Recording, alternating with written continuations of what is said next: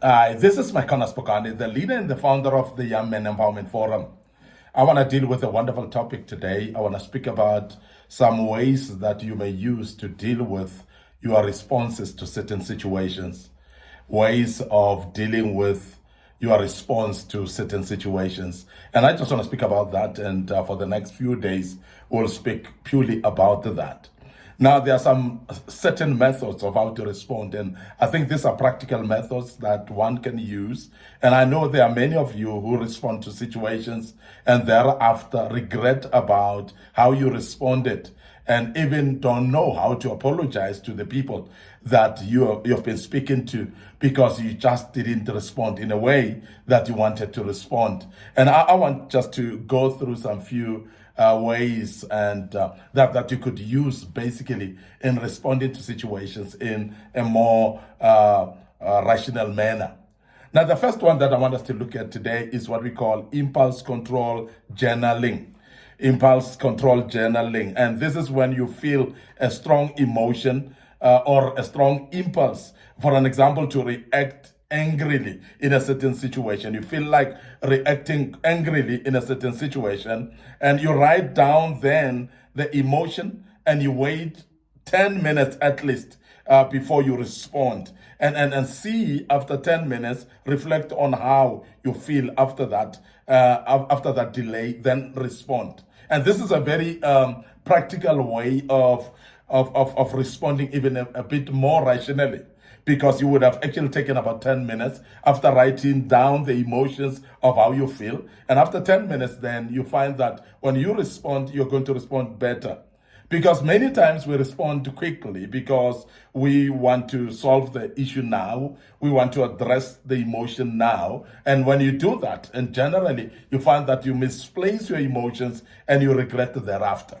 Now, we want to avoid that. And we say with impulse control journaling, you actually, when you feel that anger at that particular time, you write down that anger. You say, I'm feeling angry. You write it down, wait for about 10 minutes, and see when you respond later if you can't respond better. And that's a very, very important way of doing it. Now, the second one that we want to introduce, which might actually be very valuable for you as well, is what we call cognitive reframing. What we call cognitive reframing.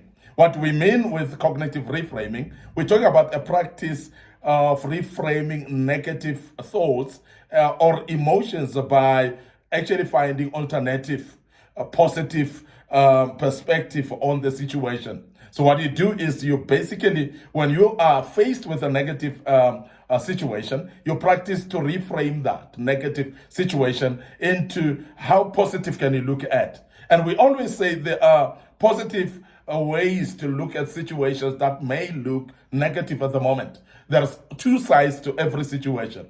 And of course, there will be the perspective of negative. And as you see the perspective of negative, there will also be the other side of that situation, which will be positive. And this is a very, very easy way to do, whereby you look at some negative situations and you ask yourself, how can I view this positively? And that's what we call cognitive reframing. And that helps you actually to start seeing things positively. And as you see things positively, your response will be actually positive because your perspective dictates how you respond generally. Because we sometimes respond badly because we're seeing things in a bad light. And I want to emphasize that please make sure as a young man that you do what we call cognitive reframing, which will be helping you actually to look at situations positively, even though they might actually be originally looking negatively. Now, we want to also mention that when you move on from there, there's another one called random acts of kindness. And that's another way actually of approaching how do you then respond actually rationally to situation.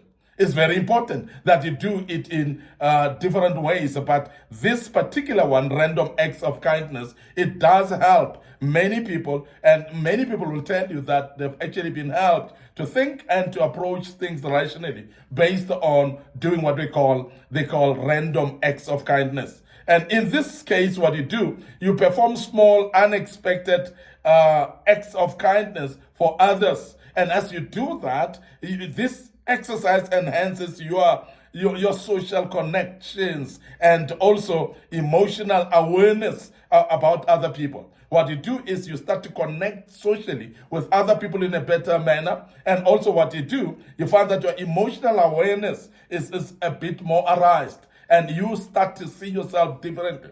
Because normally we respond to situations angrily because we actually dampen ourselves or dull, make our emotions dull, whereby we are not aware of what we're doing. And that is the reason why many people respond in a certain way, as we've mentioned, but thereafter somebody apologizes and say, but this is not the way I would have done.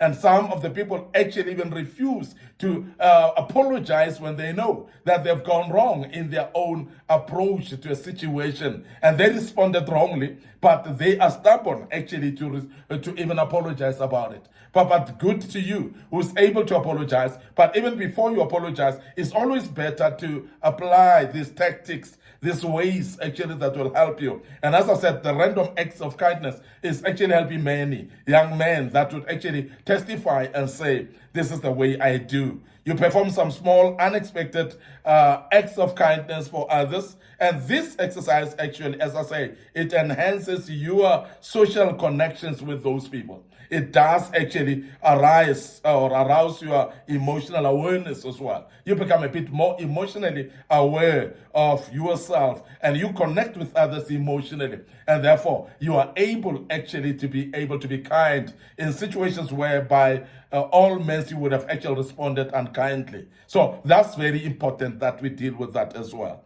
Now, the last one that I want to deal with today that may actually help you, and I know there are many people that may actually be stuck with situations that they respond in a manner that they regret later. And the other method that we would introduce, or a way that we introduce to you, is what we call resilience building. Now, resilience building is whereby you challenge yourself daily, putting yourself in uncomfortable situations. Now, when you put yourself in uncomfortable situations, this is where we say you're dealing with your fears. You're dealing with your uncomfortable situations. And you put yourself literally there and being able to know that this is uncomfortable. Particularly if you are uncomfortable in being in social situations with people, in a gathering where there are many people, you literally put yourself in that uncomfortable situation. Now, when you are there, do something you don't like doing generally. Things that you are actually normally you would not do. Right in the midst of those crowds and big number of people that you are not normally comfortable with. In this case, you are putting yourself in that situation, but you don't only just plug yourself there, but you also go further to do things that you normally would not do. So step into tough emotional places sometimes and stay calm and balanced where you are charged, where that situation may be actually provoking your anger, where that situation may be actually provoking many emotions of which you are not comfortable with. And in that regard, you tell yourself, I'm going to be calm, I'm going to be well balanced in my mind, and I'm going to stay actually away opposite to what I would respond in this situation. And what it does, it actually builds some resilience in you. It actually helps you to be strong in such a situations that even next time when you're faced with such a situation, you are not actually perturbed about it. You are not actually disturbed. You are able to stay resilient in it. There are people that will say, I'm uncomfortable actually in standing in a queue. And then this particular day, put yourself in an uncomfortable place of standing in a very long queue. And remain calm, remain balanced in your emotion and in your mind. And you find that because you have done that before, next time you see a queue, you actually see it as a small thing. And you're dealing with much more better because you would have actually developed what we call resilience within yourself. I want to end up here today. Your host, Micornus Phokane. I'm the leader, I'm the founder of the Young Men Empowerment Forum, and I hope this helps you and this actually gives you some ways of dealing with situations in a different manner. And we believe that you will do that practically in your life.